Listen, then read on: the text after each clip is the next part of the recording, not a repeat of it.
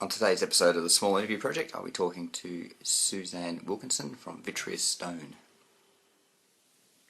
Today on the Small Interview Project, I'm with Suzanne Wilkinson from Vitreous Stone. How are you today, Suzanne? I'm all right, thanks. How are you? Oh, excellent. Vitreous Stone. Tell me about that. What is it you do? I design and craft jewellery and ornaments. Okay. Anything basically that comes to mind. And how did you get the name Vitreous? What's the reference there?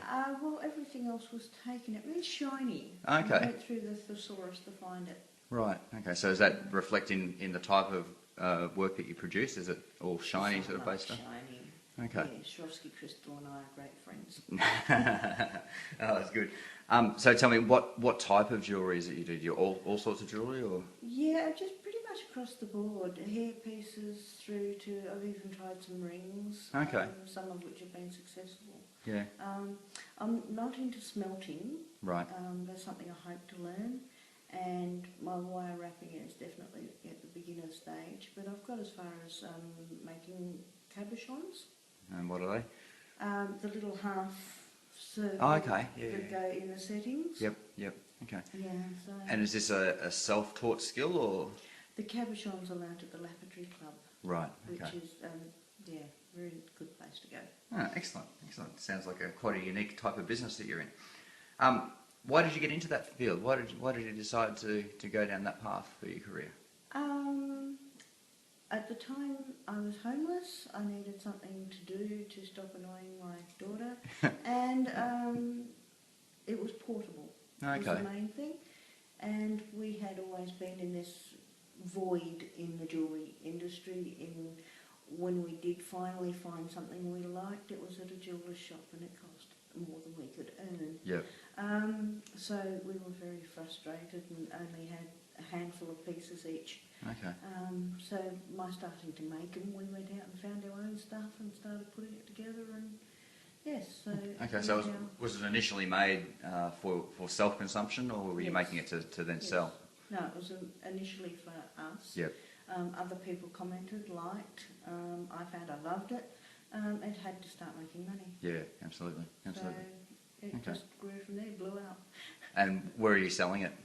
At the moment, Gorman House Markets. Okay. Yep. And I wouldn't be in business if it wasn't for Gorman House Markets. Okay. Oh, that's good. Yeah. That's good. And online as well, or? I have a website, but it's frozen. Right.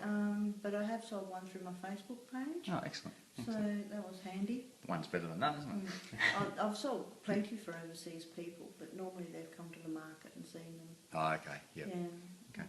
And how long have you been doing this for? Officially a year, Right. probably all told about 3. Okay.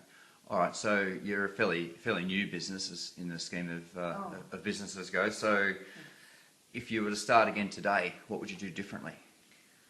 I wouldn't do business. You wouldn't? No, Yeah. I'd keep it as a hobby. I'd go to the markets and sell. Okay. The whole business learning curve and the whole website and everything else is where it's become, stressful. Bit daunting for you?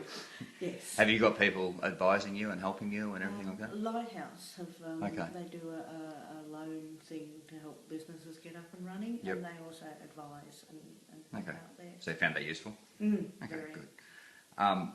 What's been your biggest challenge then? I'd have to say the website. Right. Because I didn't know anything when I started, Yep. and I've since got Cert 3 qualified Yep. to find out that I need to be Cert 4 qualified Okay. for my website. So So you're managing the content yourself and managing all that? I had some help from a friend, but Right. I haven't, Okay. it's sort of frozen, and I think it's beyond both of us now.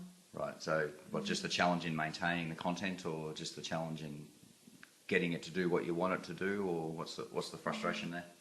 Well, it's picked up a bug. Oh, okay. Or something. Something's happened and it's just locked. Right. Okay.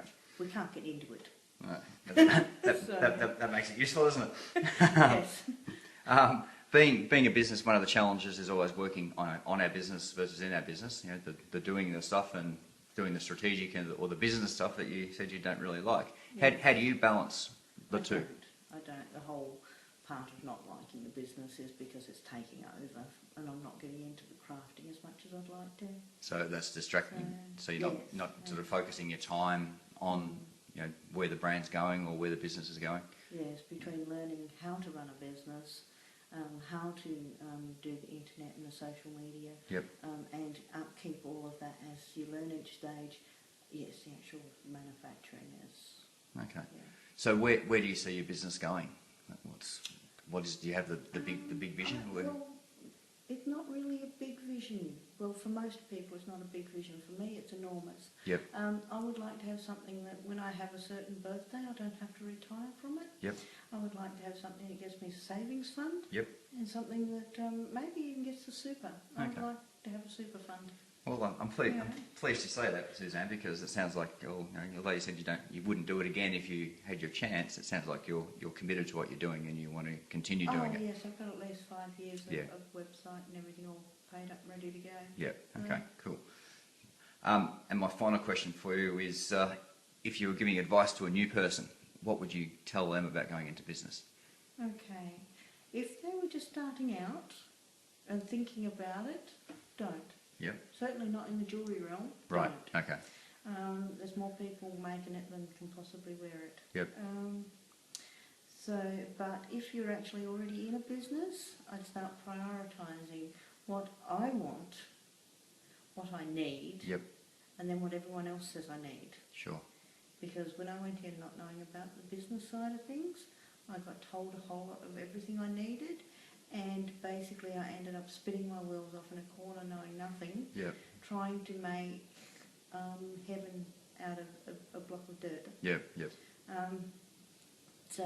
Start off with what you want to do, because that's where your love is, that's where the passion is. Yeah. Okay, so would your reluctance to go into business just be in that jewellery sector, or? I don't think I'm a terribly business-minded person. Right. I tend to have to be talked into business acts as opposed to just naturally do them. Right. So you like the actual doing, but not the business side of things. No, the actual business side of things. Just, well, I guess the good thing for you in that particular case is that there's people who can help you with some of those things as well, because most successful business people don't do everything themselves. The things they don't like doing, they'll outsource. Like if you don't like doing your bookkeeping, you get a bookkeeper. If you don't like doing your website, you get someone to do your website for you. So it all comes down to money, obviously. Yes, but it's that's the way to build that successful business. You don't have to do everything as that business owner. So don't get disillusioned by the whole process. Oh, if I end up a megastar designer or yeah, absolutely. I will be paying someone to do my bookwork and my website. Absolutely. Okay, Suzanne, look, that's all the questions I've got for you today. Look, thanks for taking part in my small interview project, and good luck with your hobby becoming a more fruitful business for you. Well, it is registered. Yeah, no, that's good. So don't give up on it. Don't give up on it. Okay. All right, thank you.